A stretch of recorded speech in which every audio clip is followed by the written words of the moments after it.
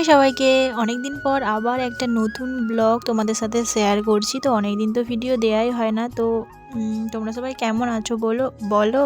তো আশা করি তোমরা সবাই অনেক ভালো সুস্থ আছো। তো আমার আরেকটি নতুন ভিডিওতে তোমাদের সবাইকে ওয়েলকাম। তো দেখতেই পাচ্ছ সকাল সকাল উঠে কিন্তু স্নান সেরে নিয়েছি।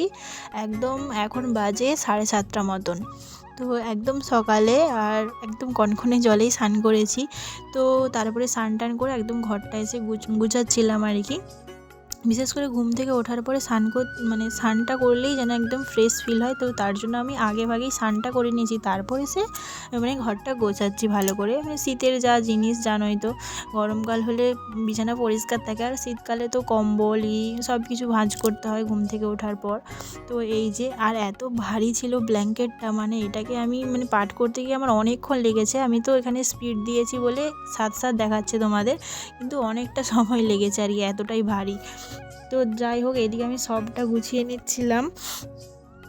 তো শ্বশুরবাড়ি মানেই কিন্তু একদম সকাল থেকে তোমাকে কোমর বেঁধে কাজে লেগে পড়তে হবে। বসে থাকলে কিন্তু তোমার কাজে অনেক লেট হয়ে যাবে, ওইদিক সেদিক হয়ে যাবে, টাইমই পাবে না তুমি। তো একদম কিন্তু সকাল সকালে লেগে পড়তে হয় আর কি আমাদের বাড়ির বউদেরকে, বিশেষ করে যারা একলা বউ আর কি। কোনো কি বলবো, ওই যে হয় দেওর টেওর না থাকলে আর কি, অন্য যা না থাকলে তো একাকেই তো সবটা সামলাতে হয়। তো তার জন্য আরোই সময় পাওয়া যায়নি। দুটো যা থাকলে তবু গল্প করতে করতে দুভাগ করে কাজ করা যায়।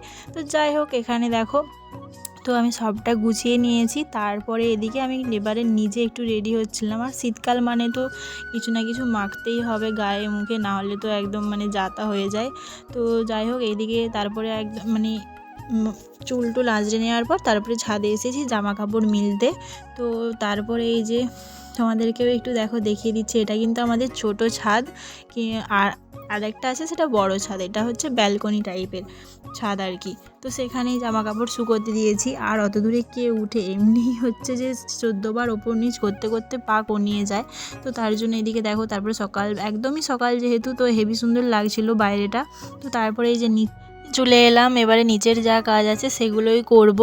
তো যেহেতু আমি একাই ক্যামেরা করি, তো তোমাদেরকে সবটা না আমি দেখাতে পারি না, কারণ একদম তাড়াহুড়োয় যখন কাজ করি তখন তো একদমই দেখানো হয় না। আর যেগুলো তাড়াহুড়ো থাকে না, তো সেগুলোই তোমাদেরকে দেখাই।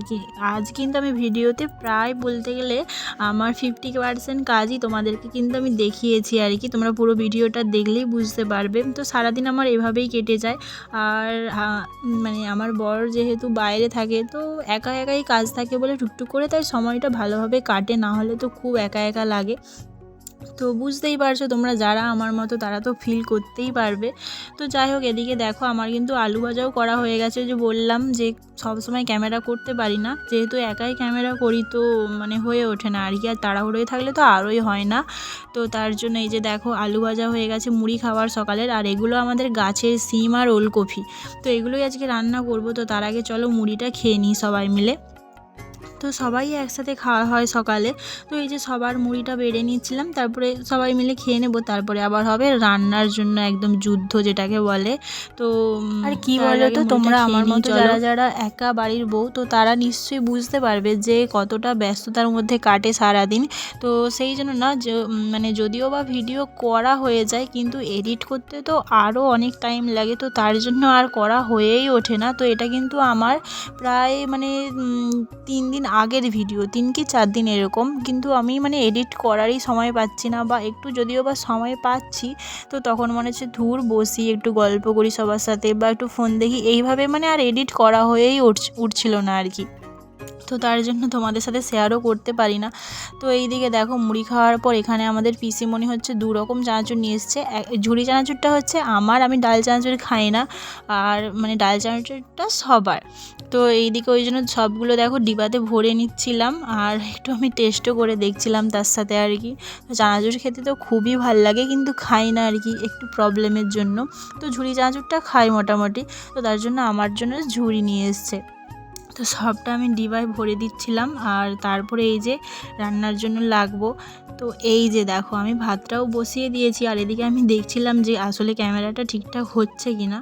তো তো উনানে রান্না করাটা আরও বেশি চাপের। তো গ্যাসে রান্না করলে তো তবুও আমি মানে আঁচ কমিয়ে বাড়িয়ে হচ্ছে ভিডিওটা করতে পারবো ঠিকঠাক করে, কিন্তু উনুনে রান্না করলে তো আর সেটা হয় না। তখন পুরো কনসেন্ট্রেটটাই ওখানে দিতে হয়, কারণ মানে আগুনের মানে যেভাবে উনুন জ্বলে আর কি।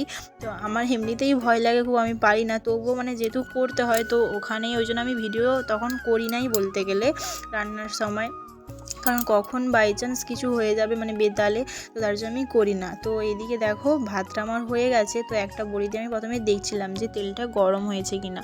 তো এইদিকে আমি একটা হাতে ফোন ধরে আছি আর একটা হাতে দেখো খুন্তি নাড়াচ্ছি। আর যেহেতু মানে এটা কয়েকটা বড়ি বলে তাই আমি তবু ফোনটা ধরে রাখতে পেরেছি, নাহলে কিন্তু হতো না। তো যাই হোক, এদিকে আমার বড়িটাও ভাজা হয়ে গেছে। এটা কিন্তু আমাদের এবছরেরই শীতের প্রথম বড়ি। তো মানে বড়ি ভাজা খেতে আমার খুব ভালো লাগে ভাতের সাথে মাখিয়ে আর কি। তো তার জন্য আমি বলতে গেলে প্রত্যেক দিনই বড়ি ভাজি।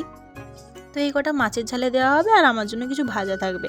তো এদিকে এই বড়িটা ভাজার পর আমি এখানে বেগুনটাও ভেজে নিয়েছি। আর এদিকে না চুনো মাছ ভাজতে দিদাকে বলেছিলাম, কারণ আমি চুনো মাছ ভাজতে পারি না, বিশেষ করে উনানে তো আমি একদম পারি না, কারণ মানে চুঁয়ে যায়, মানে যেহেতু গাঁগা করে উনুনটা তো জলে, তো তার জন্য চুঁয়ে যায় বলে মানে দিদাকে বলি। এই দেখো একদম ছোটো ছোটো চুনা মাছ।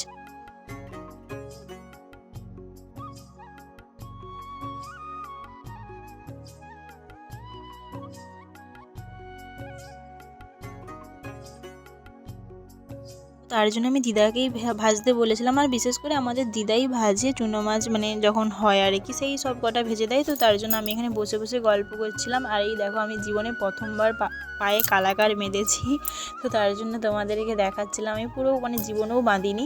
তো ওইদিকে যেহেতু দিদাকে মাছটা ভাজতে বলেছি, তো এখানে ওই জন্য আমি না একটু ফ্রিজটাও গুছিয়ে নিচ্ছিলাম। একটুও সময় কিন্তু নষ্ট করা যাবে না, শ্বশুর বাড়িতে যতটা পারবে কাজ গুছিয়ে রাখবে, তবে গিয়ে তুমি ভালো বউ, ভালো তো হতে পারবে না জীবনে, মোটামুটি বৌমা হতে পারবে। তো যাই হোক, এদিকে দেখো আমি মানে গুছানোর পরে তারপরে দেখলাম একটা লেবু আছে, এটা তো আরও একটা গল্প। তো লেবুটা প্রথমে নিয়ে যাই, তারপরে তোমাদেরকে দেখাচ্ছি যে কি ঘটেছে আমার সাথে। তো লেবুটা আমি খুবই আনন্দের সাথে নিয়ে যাচ্ছি, দেখতেই পাচ্ছ। আর মানে দিদার ওখানেই নিয়ে যাচ্ছি, কারণ দুজনেই খাবো একসাথে। তো তার জন্য এই যে দেখো দিদার সাথে গল্প করতে করতে আমি এখানে লেবুটার কি অবস্থা করেছি। এটা হচ্ছে আমি মৌসুমি লেবু ভেবেছি। তো কারণ ফ্রিজে মৌসুমি লেবুও ছিল, তো আমি ভেবেছি এটা মৌসুমি লেবুই। তো আর মৌসুমি লেবুগুলো ভীষণ মিষ্টি ছিল, তো তার জন্য আমি খাবো বলে নিয়ে গেছি। তো এই যে দেখো কতটা খুশি ছিলাম। আর এটা কাটার পরে মানে আমার সব খুশি একদম জিরো হয়ে গেছে দেখো। তো এখনও আমার ভয়েস দিতে দিতে হাসি পাচ্ছে, কারণ আমি দিদাকে বলছিলাম যে দেখো আমি মৌসুমি লেবু বলে কাটলাম আর বেরিয়েছে কমলা লেবু। দেখো আমি পুরো দুফালি করে কেটেও নিয়েছি, তারপরে দেখছি যে কমলা লেবু। বলছি যে এটা কি হলো, মানে কমলা লেবুটা একদম বাজে ছিল, টক ছিল, তো তার জন্য আমি এটা মৌসুমি ভেবেই কেটেছিলাম। এই দেখো তোমাদেরকেও দেখাচ্ছি যে কি হলো এটা। তো যাই হোক, কেটে ফেলেছি যখন খেতে তো হবেই, আর নষ্ট করা যাবে না। এমনিতেও অনেক টাকা দাম নিয়েছে, এটা 12 টাকা পিস। তো তার জন্য চলো খেয়ে নিই, এমনিতে খাওয়া তো ভালোই।